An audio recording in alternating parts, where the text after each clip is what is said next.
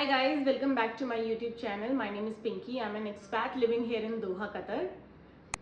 Thank you so much जो आपने पिछली 2 वीडियोस में मुझे इतना सपोर्ट शो किया उसके लिए। एंड आई होप कि आगे भी मैं और इन्फॉर्मेटिव वीडियोस बनाती रहूं जो कि आपको हेल्प करें कतर वीज़ा के बारे में या और भी जो भी इंफॉर्मेशन मेरे पास है।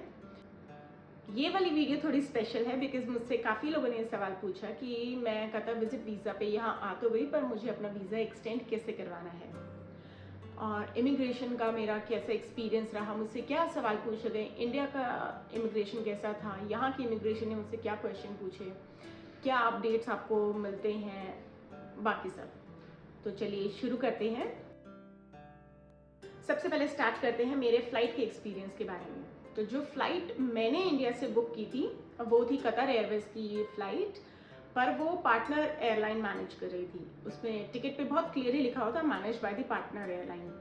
तो मैंने इसके बारे में सोचा कि मैं आपको एक बहुत इंपॉर्टेंट इन्फॉर्मेशन है जो कहीं पे भी अवेलेबल नहीं है, मैं आपको बता दूं कि नॉर्मली हम अपनी फ़्लाइट्स का वेब चेक इन करते हैं, लेकिन जब भी कोई भी एयरलाइन जिसमें मैनेज बाय पार्टनर एयरलाइन लिखा होता है वो आप ऑनलाइन उसका वेब चेक इन नहीं कर सकते हैं।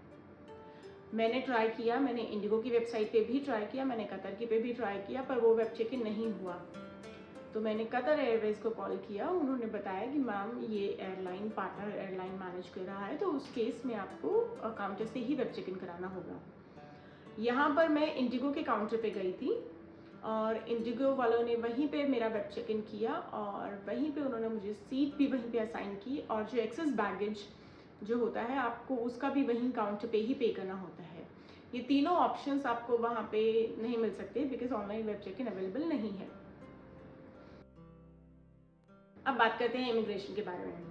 तो जब मैं इंडिया में इमिग्रेशन काउंटर पे गई, उन्होंने मुझसे 2 सवाल पूछे कि एक मैं कहाँ जा रही हूँ और दूसरा ये कि मैं वहाँ पर क्यों जा रही हूँ।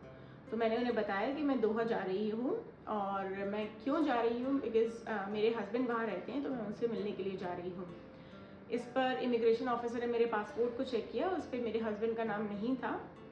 तो उन्होंने मुझसे पूछा कि आपके हस्बैंड का नाम क्यों नहीं है पासपोर्ट पे। तो मैंने उन्हें बताया कि जब मेरा पासपोर्ट बना था उस टाइम मैं अनमैरिड थी और मेरी शादी को 1.5 साल हुआ है, इसलिए मेरे हस्बैंड का नाम मेरे पासपोर्ट पर नहीं है।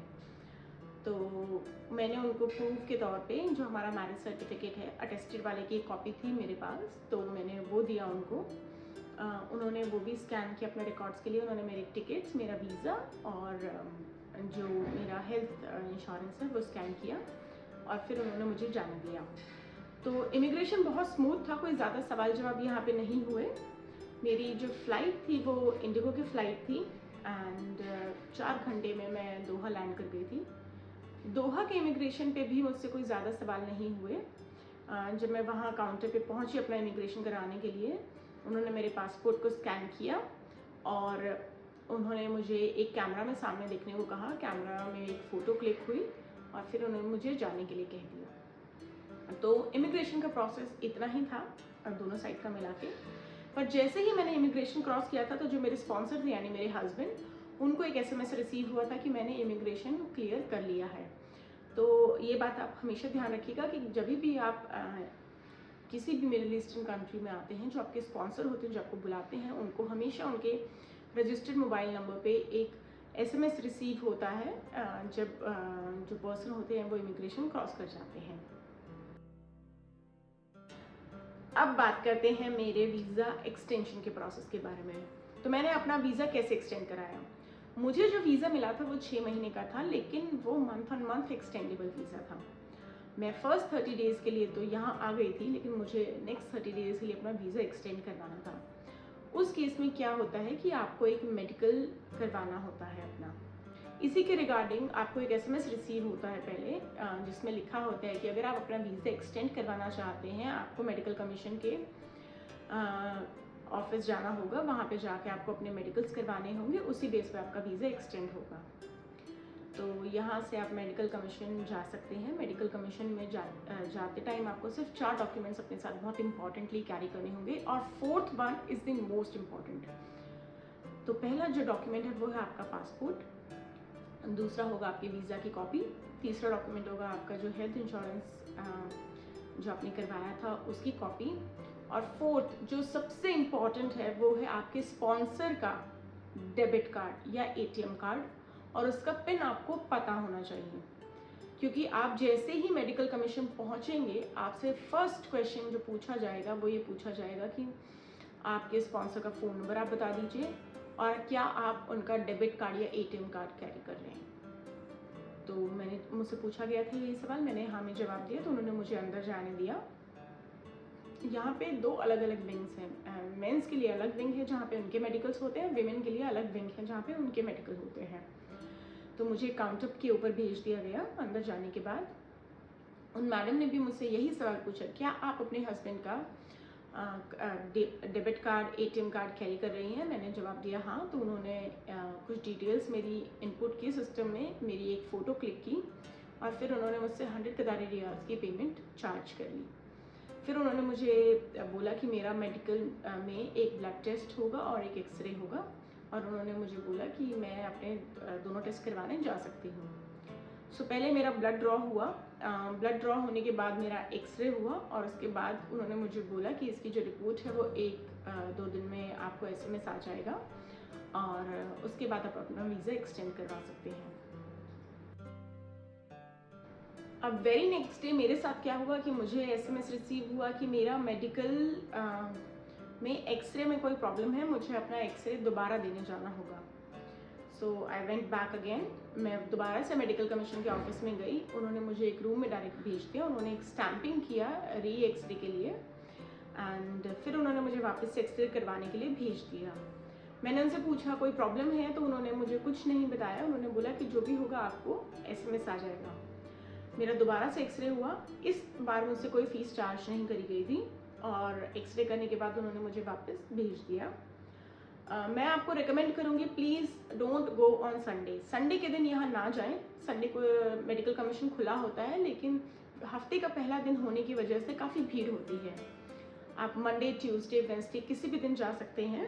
उस दिन भीड़ आपको थोड़ी सी कम मिलेगी। वैसे ज़्यादा भीड़ नहीं होती, बट मंडे ट्यूसडे ना के बराबर होती है। उसके बाद मुझे अगले दिन शाम को मैसेज आ गया कि मेरा मेडिकल क्लियर हो गया है, मैं अपना वीज़ा एक्सटेंड कर सकती हूँ। वीज़ा एक्सटेंड करने के लिए मुझे कुछ नहीं करना पड़ा, मुझे मैड्रास पे जाना पड़ा। वहाँ पे वीज़ा के अंदर ही वीज़ा एक्सटेंशन का ऑप्शन आ रहा था। जैसे मैंने वो सेलेक्ट किया, नीचे मेरा नाम आ गया। जैसे ही मैंने अपने नाम पे क्लिक किया, तो वो मुझे डेज़ का ऑप्शन देने लगा कि मैं कितने दिन के लिए अपना वीज़ा एक्सटेंड करना चाहती हूँ। मैं अपना वीज़ा 30 डेज़ के लिए एक्सटेंड करना चाहती थी। तो उसने मुझे, जैसे ही मैंने 30 डेज़ सेलेक्ट किया, उसने मुझे शो किया 200 कतारी रियाल्स एज अ फ़ीस। मैंने 200 कतारी रियाल्स पे किए, और जैसे ही मैंने वो पे किया, मेरा वीज़ा ऑटोमेटिकली एक्सटेंड हो गया। यहाँ पे आपको ऑप्शन आता है कि आप अपने वीज़ा को 120 डेज़ के लिए एक्सटेंड कर सकते हैं। आपको पर 30 डे के अकॉर्डिंगली 200 कतारी रियाल्स पे करने होंगे। तो लेट सपोज आप अपना वीज़ा 60 डेज़ के लिए एक्सटेंड करते हैं, तो आपको 400 कतारी रियाल्स पे करने होंगे। और अगर आप अपना वीज़ा 31 डेज़ के लिए एक्सटेंड करते हैं, उस केस में भी आपको 400 कतारी रियाल्स ही पे करने होंगे। अब वीज़ा एक्सटेंड हो गया, तो बात आती है कि जो आपका कंपल्सरी मैंडेटरी हेल्थ इंश्योरेंस है, उसको कैसे एक्सटेंड करना है। तो मैं 30 डेज़ का हेल्थ इंश्योरेंस यहाँ पे लेके आई थी। जैसे ही मेरा हेल्थ इंश्योरेंस एक्सपायर हुआ, मैंने दोबारा से अपनी सारी डिटेल वहाँ पे उनकी वेबसाइट पे जाके फिल की। मेरा जो मैंडेटरी हेल्थ इंश्योरेंस था वो QIC से था, और जैसे ही मैंने उनकी सारी डिटेल्स फिल की, मेरा पासपोर्ट नंबर, जनरल डिटेल्स, मेरा नाम, मेरा डेट ऑफ बर्थ एंड मेरा ईमेल आईडी, फ़ोन नंबर, तो 50 कतारी रियाल्स का मैंने अगेन दोबारा फ़ीस पे किया, और मेरा हेल्थ इंश्योरेंस भी रिन्यू हो गया।